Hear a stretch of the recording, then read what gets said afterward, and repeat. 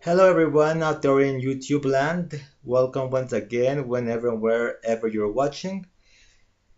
This is Carlos Infante coming to you from Mexico City with what was originally supposed to be this week's pull list.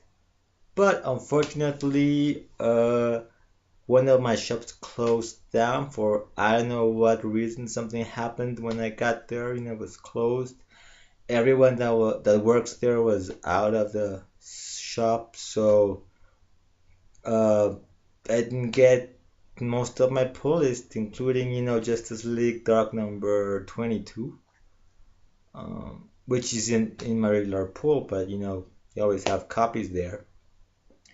Fortunately, I walked a few blocks to the other shop I go to, and well, I got the only book I have in my pull in that store, and luckily, it was gonna be about half a dozen books that I had in my pool, actually, and in fact, with not getting Justice League Dark because it actually sold out that shop in the smaller shop yesterday.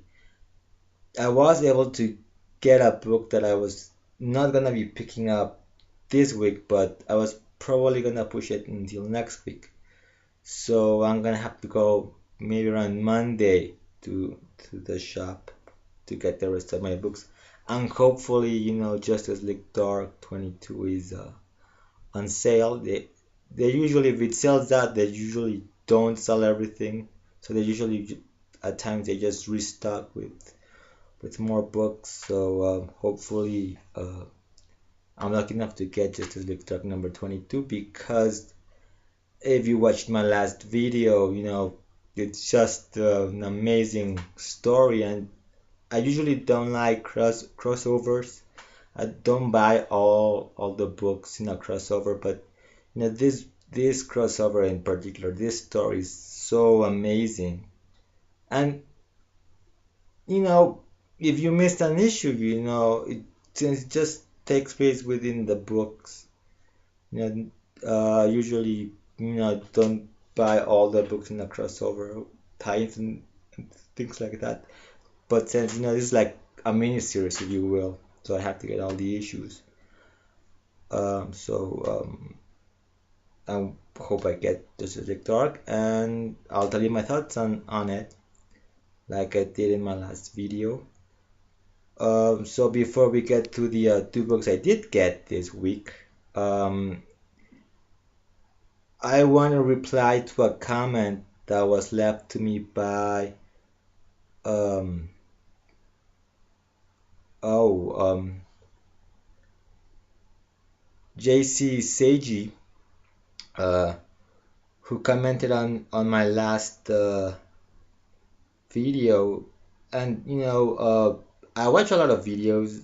Sometimes I comment, sometimes I don't comment, because I don't really have anything to say to it, to the video, or I really liked it a lot, but I like to write, so trying to find the words to comment on a video, a part of a video or the whole video, in 150 characters, which I think is the limit in the comments in YouTube.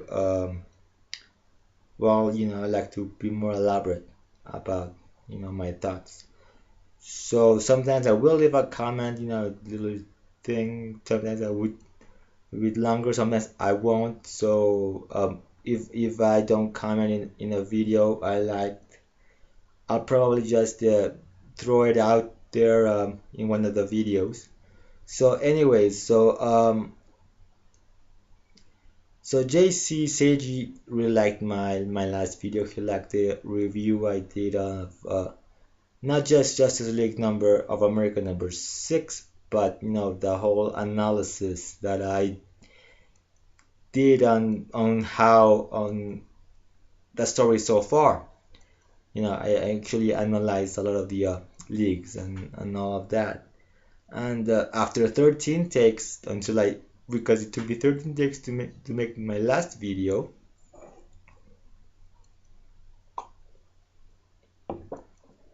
When I finally actually got to the actual books, as I was, um,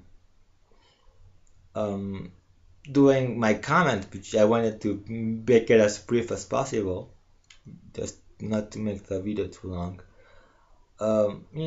Their thoughts, their whole, just, I mean, I didn't do an analysis on the series or on the issues beforehand. They just came out, right on the spot. Uh, so, you'll probably, hear my thoughts on a lot of books that I really liked, that really have a lot of layers to it, that, you start reading or rereading, you end up finding, a lot more than what you get at face value. Um, so, that's what happened just as I was thinking about the issue, as I was, giving my comments, all of these other ideas came to me. Um, and, this is something that I really don't like about, reviews at times, written reviews, because sometimes the reviewers just see the surface. They don't really dig a lot into the story. They just get what they might get from a first view if it's a movie review or a first read and don't really analyze things. And I understand, they have a limit, but sometimes I hear people say, "Oh, I didn't like it because of this or that." Reviewers, they might feel. But if you start really digging into an issue or a particular story, you may end up finding a lot of things. And just rereading uh, For Tomorrow, the Superman story. I still think that the story itself has problems. It's not a perfect story, but it does have a lot more things to it than my first impression. And the reason why I hadn't read it again after my first read so many years ago was because of the first impression I got, reading it monthly, that I just didn't want to pick it up and, give it a second go at it. So, I found some very interesting things there. So, anyways, thank you, JC, Jerry, for your comments. I really appreciate it. And yes, I will continue to keep analyzing the story as I get the issues. Hopefully, I'll get Justice League Dark next week. Another thing I wanna comment about. Oh, I did mention I wanted to do a contest next month. I might have to push that back. I'm getting a few more subscribers, which it's great, but I really don't care about having a lot of subscribers. I do like that people watching my videos are enjoying them. So please comment, and I might push the contest maybe into up to September. I actually saw some things I wanted to probably get for a prize, but there was I think this weekend we have a convention here, and I think I mentioned it a few months back that I was thinking about going, but not necessarily going because the place it's taking where the convention is at, it's not that well communicated with public transportation. So I said I might go next year. So when I went to the small shop that I got, the first shop I ever went to in my entire life, all the back issue boxes were gone. He has things hanging in the wall, they were gone. So yeah, I remember uh, convention.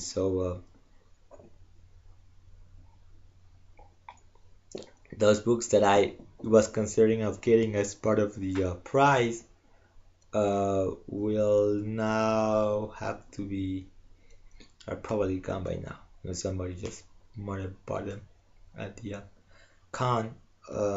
So I might be pushing it to September, and I might be still looking for a special price to add to the books I might wanna give away. So, anyways, thank you for those who for my subscribers. Thank you very much, and I hope you really are enjoying my videos. Please comment on them. So, anyways, what else? Oh yeah, before we get to the books, there's one thing I do want to mention before we get to the heart of the video. Monday, I just order from my comicshop.com. I order a comic, a Silver Age comic, a Superman Silver Age comic. I won't say which one it is. It should be arriving sometime next week because they say that their minimum delivery time is around 10 days. They usually come really fast. So I will be doing an unboxing of that book when it arrives. But I did want to comment that I got it for an excellent price. This Superman issue, it's an action comic, and I think he'd be collectibles. You know, he actually showed it quite recently. This very same issue. So it's supposed to be a fine minus. So it's a very fine minus, I believe. Let me check.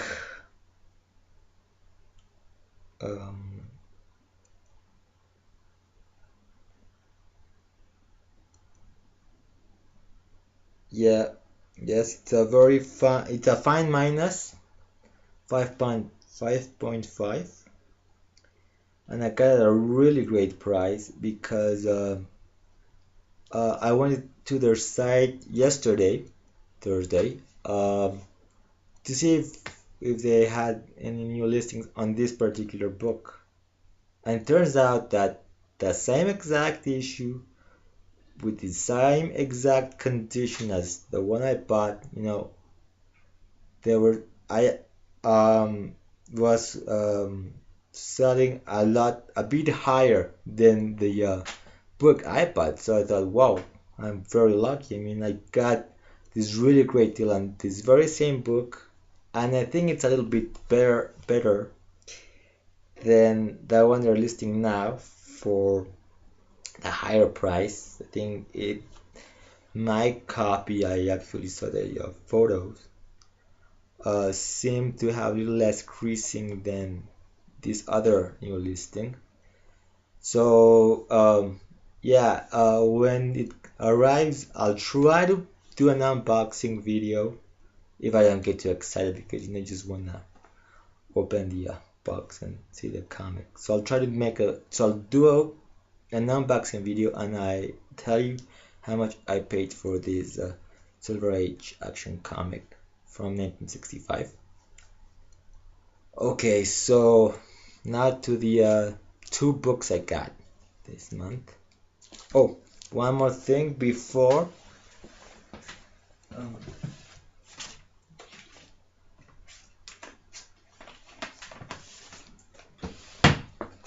Sorry. So, sorry for that. I just wanted to show something else before going to the comics.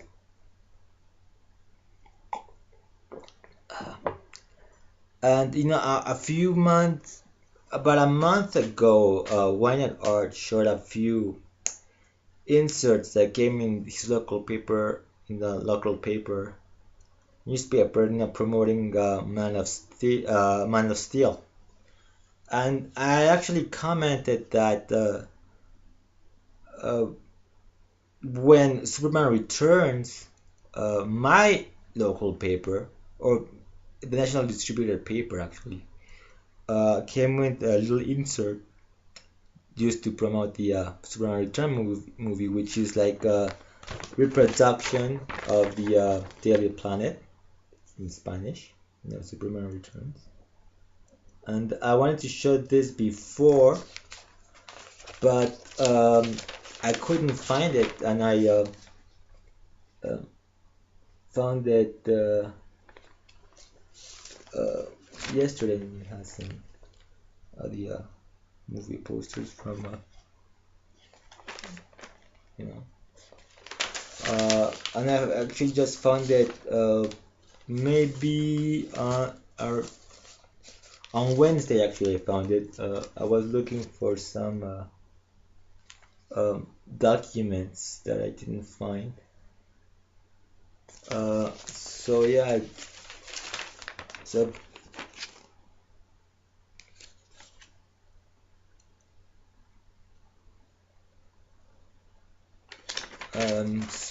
yeah, I actually found them on Wednesday, looking for some stuff, and now I put in a better place so I could quickly find it.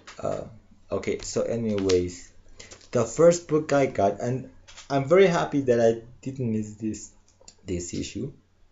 Um, Fortunately, I actually buy this in a smaller shop. Superman number 22, Hive Mentality, which really starts kicking off what would be the sort of super crossover Psy War. So it's a very very good issue actually. The art actually the art is by three different people and two different artists, but you really at least their styles are so similar that it doesn't really affect the storytelling. In fact, they have some very creative use of the panel work.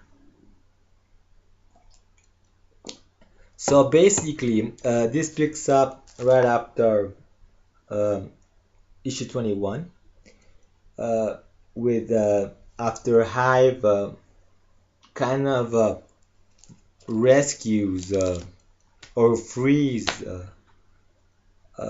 Hector Hammond from Star.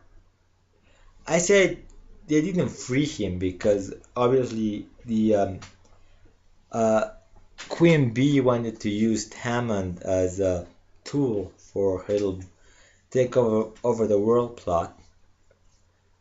So after Hive takes him out of Star Labs, a little loose wire shocks Hector Hammond, waking him up and confronting the Hive Queen or the Queen Bee. Uh, so we open up with this little confrontation between both of them. Then we go to Superman. We start learning that Superman is investigating something called 20. As it turns out, he goes to see Jimmy Olsen. He does, some nothing major with Superman this issue actually, except he's wondering how he's gonna confront something as similar to a psychic war, because Superman usually he can punch, he can use his heat vision, and he's more of a physical force. So how is he going to fight something he really can't touch? So that's an interesting uh, point to the story. Another interesting aspect to explore about Superman. How does he fight something he can't touch? But the main thing of this issue is we get a few revelations. So as it turns out, Superman is investigating this thing called the 20, which is an urban legend. It's a myth, or so far it's thought to be a myth. As it turns out,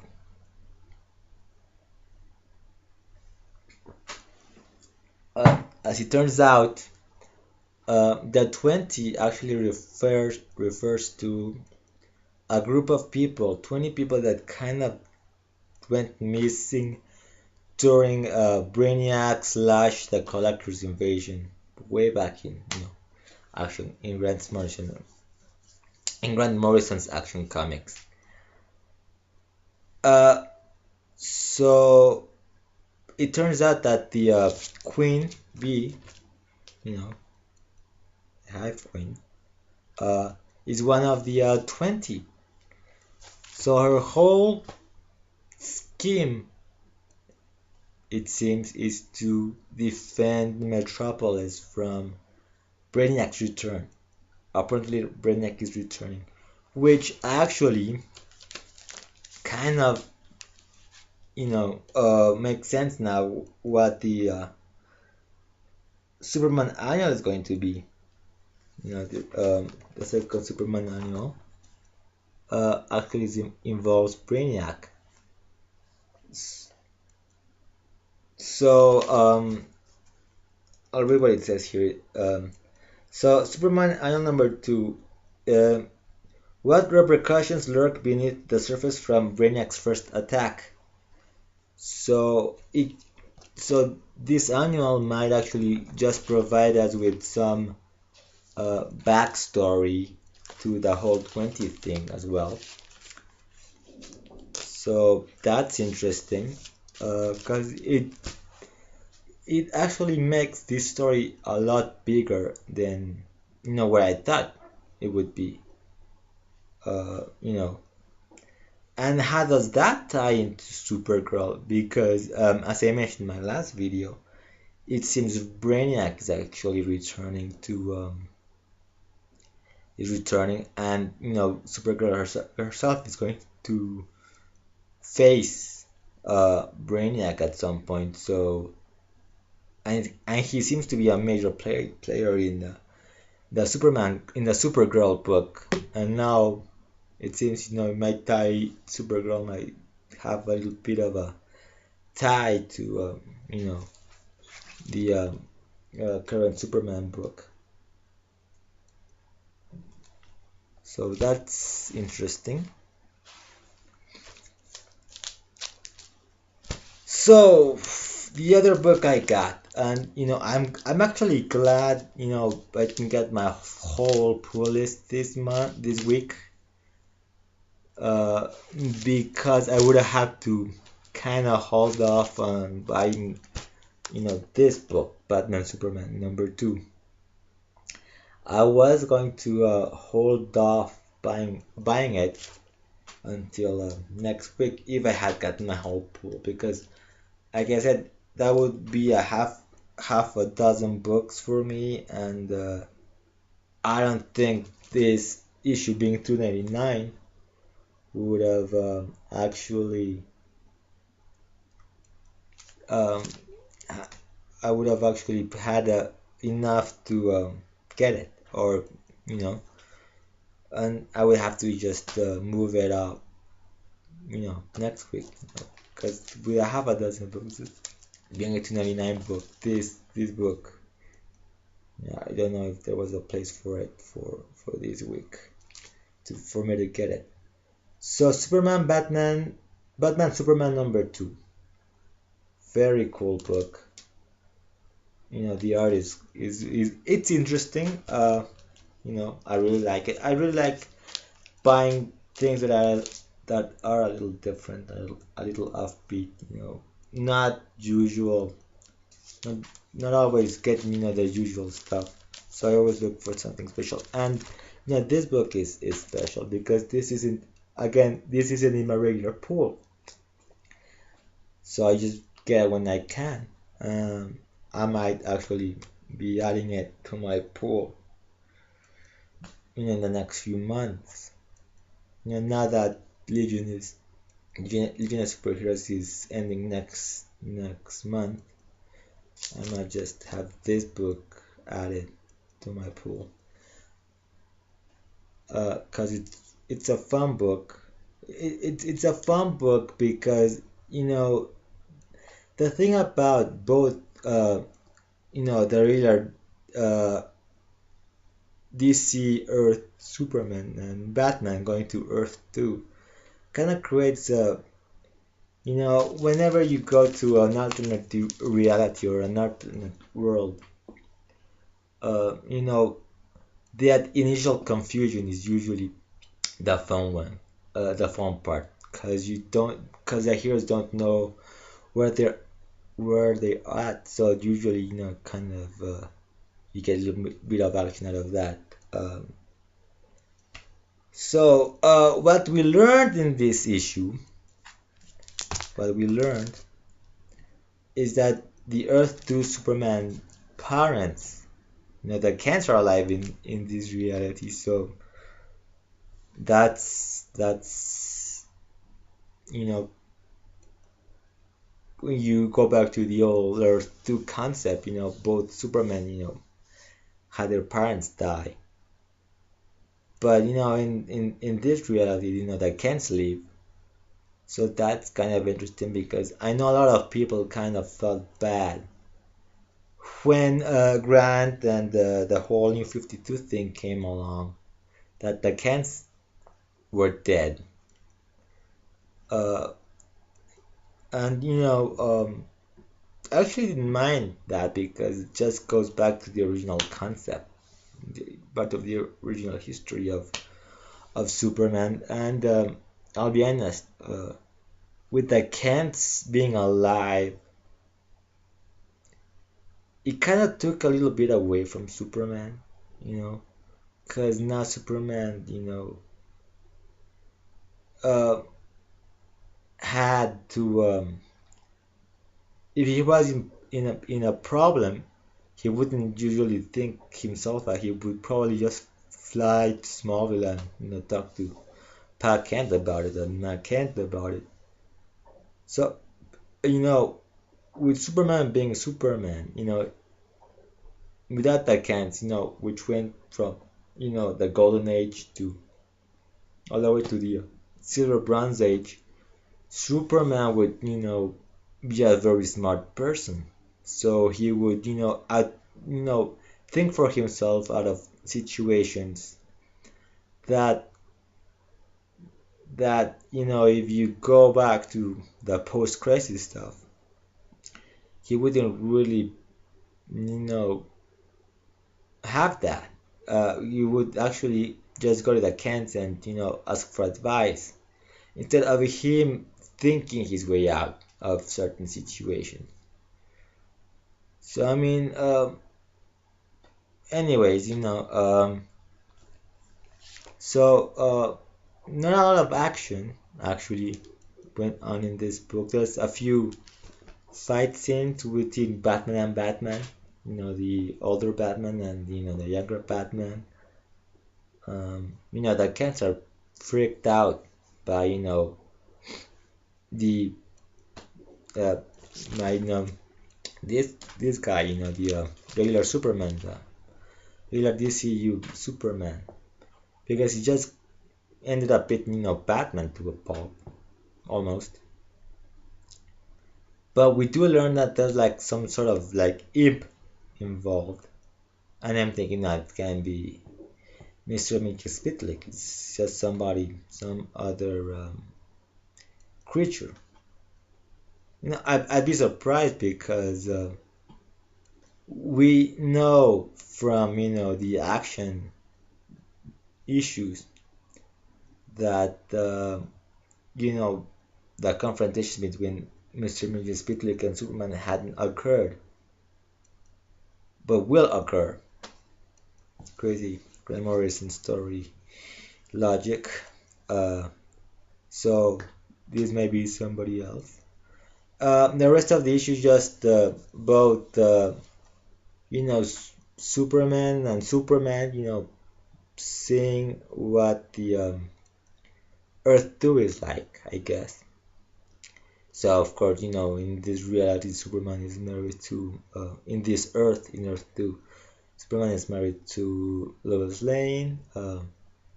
So he ends up meeting Lois, and like he says, well, in my Earth, Lois and I are just friends, and and it's funny because Lois asks, "So who you're dating?" Like, I'm not dating anyone, but I'm not dating anyone. But now he meets Wonder Woman, and he's kind of impressed by her, sort of like he was back in the Justice League issues. So there's kind of a little sit there. So it's a crazy little story. I mean, it's a fun book. I mean, you have these little moments there in Batman Superman that are pretty cool. And then of course, at the beginning we have the Batman segment where he kind of fights the Catwoman, who in this reality is married to Batman, and you know it's a very playful little scene there. So yeah, I really enjoyed picking up this little thing. It's with Greg Pak, doing the whole the book. I have really high hopes for his running action. Coming up this fall, cause he gets those little moments right there. So he makes it a very fun book, if you will. So I really do have high hopes for his action. I hope he gets all these little things, these little moments of humor and characterization. And of course the art by JLA is wonderful, wonderful. From the cover, you can really tell. And for example, these 2 pages with Batman and Catwoman, I mean, they're just, shadowy and very sleek. Really love it. You know, all these little darkness, and these little moments, here. And, as always, it's important, the contrast from, the brightness that is Superman, get these very bright yet very sort of autumn colors, browns and reds.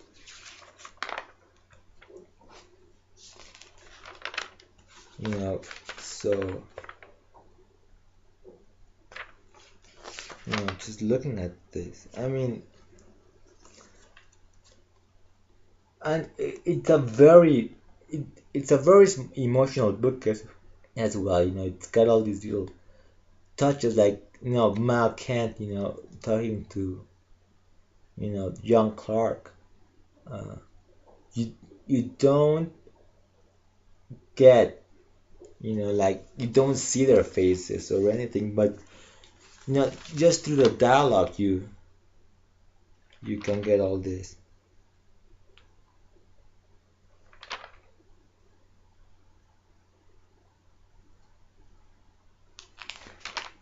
Actually, I actually read this book already, but I actually missed these 2 pages, which again, between both, Batman, Catwoman, and then, my Superman. But I really like the way some of these, some of the art is just silhouettes, just get silhouettes, and yet you get a lot of it, through the dialogue.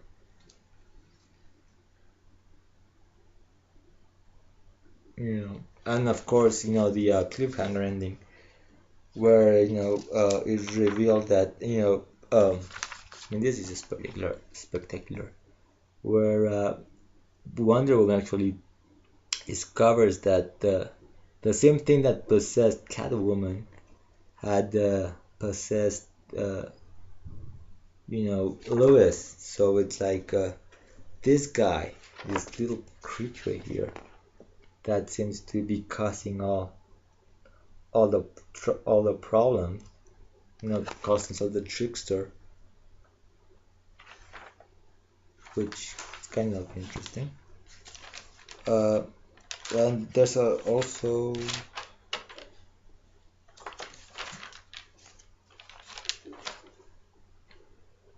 then yeah, there's like this little sort of ghostly appearance of it. So whoever or whatever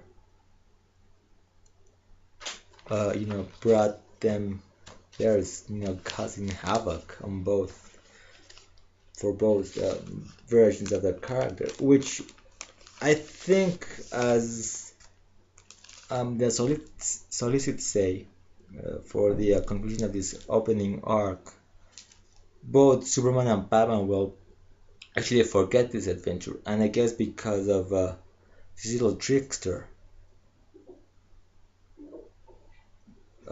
character, this little sort of like imp.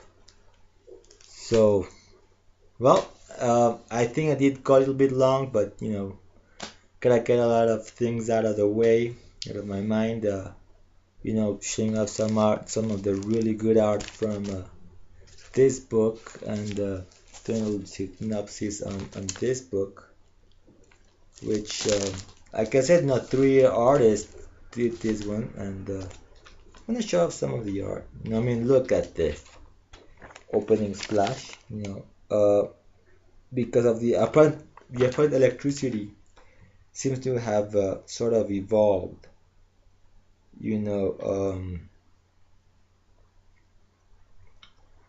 Hector Hammond. So yeah, Superman 22, interesting story.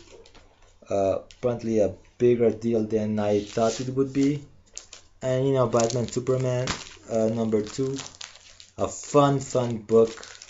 So I can't wait to see where the story of also from this book goes to. Just want to see what happens next. Very fun week for me, and I hope when I get the rest of my books, Aquaman, Flash, All Star Western, Teen Titans. I hope they're just as fun reads. Usually, Aquaman, it's right there. One of my favorite characters as well since I was a kid. My second favorite. Jonah Hex, Justin Gray, Jimmy Palmiotti. Fun ride. Let's see how he does in Arkham. The Flash, I think we get the confrontation with the Reverse Flash. So, a lot of stuff I'm looking forward to, and hopefully I get cross your fingers so I could get Justice League Dark. And until next time, keep smiling.